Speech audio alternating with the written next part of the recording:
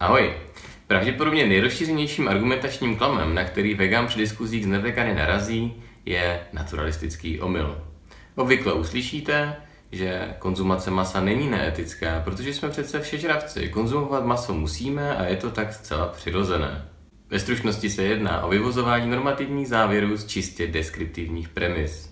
Tedy postoj, kdy na základě toho, že se něco děje v přírodě či ve společnosti, vyvozujeme morálnost diskutovaného jevu. Všežravost nebudu rozporovat a na chvilku ponechme stranou i to, že diskutující, když se snažil argumentovat přirozeností, na chvilku zapomněl na něco tak nepřirozeného, jako je konzumace mléka jiného živočišného druhu. Tam, kde není možnost volby, není prostor pro morálku, ale minimálně my v Evropě tu možnost volby máme. A protože vegani dokážou žít plnohodnotný život bez toho, aniž by jedli nebo jakkoliv jinak zneužívali zvířata, tak je možné na tento argument pohlížet optikou etiky. Pouhá skutečnost, že jsme všežravci a nemáme tak specializaci na jednostranný příjem masité nebo rostlinné stravy, znamená pouze to, že jsme schopni trávit jak živočišnou, tak rostlinnou potravu. Schopnost však neznamená povinnost a nevypovídá ani o podílu těchto zdrojů živin. Rovněž to, že jsme všežravci, nevypovídá nic o tom, že bychom měli zvířata zneužívat v celé řadě dalších účelů, a to od kožešin přes šlechtění dalších plemen, zneužívání v cirkusech anebo zneužívání při testování. Naše všežravectví vypovídá pouze o tom, že naši pradávní předci si pravděpodobně v období nouze o potravu vyvinuli schopnost trávit jinou stravu, než ke které byli původně biologicky vybaveni. Právě schopnost přežití nejlépe adaptovaných jedinců názorně demonstruje, jak je koncept přirozenosti křehký. Přirozenost se vyvíjí v čase, nežijeme ve statickém světě. Nyní nám přijde přirozené chodit po dvou končetinách, ale není to tak dávno, co tomu tak nebylo. A kdybychom šli v čase ještě dále, tak bychom zjistili, že pro naše dávné předky bylo přirozené žít ve vodě a pobyt na souši jim zrovna nesvědčil. Co vlastně je ta přirozenost?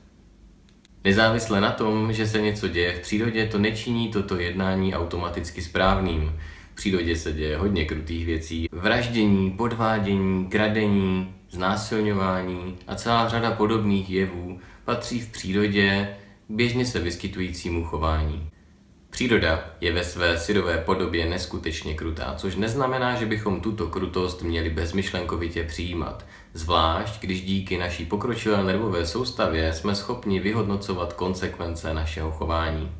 Schopnost trávit živočišnou potravu automaticky neznamená, že je to dobrý nápad. Stejně tak naše schopnost někoho zabít či znásilnit neznamená, že bychom tak měli bez zábran činit. Tento argumentační klam bývá k vidění i v lehce odlišné formě, a to tehdy, kdy diskutující začne používat příklady ze živočišné říše.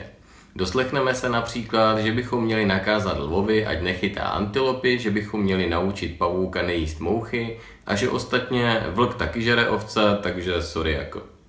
Je zcela opomíjeno, že pravidla našeho chování jen zřídka odvozujeme z toho, jak se chovají zvířata. A na rozdíl od zvířat, my tu možnost volby máme. My si můžeme sestavit vyváženou stravu bez jakékoliv živočišné složky a nemusíme se tak podílet na zbytečném násilí. Argumentovat příklady z živočišné říše je jen zoufalou snahou obhájit libovolné jednání bez kouska reflexa.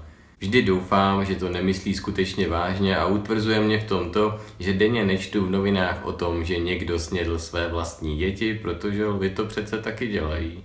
Až na vás bude opět někdo tento argumentační klam zkoušet, mějte pro něj pochopení. Vždyť je to teprve něco málo přes 100 let, co jej britský filozof George Edward Moore popsal.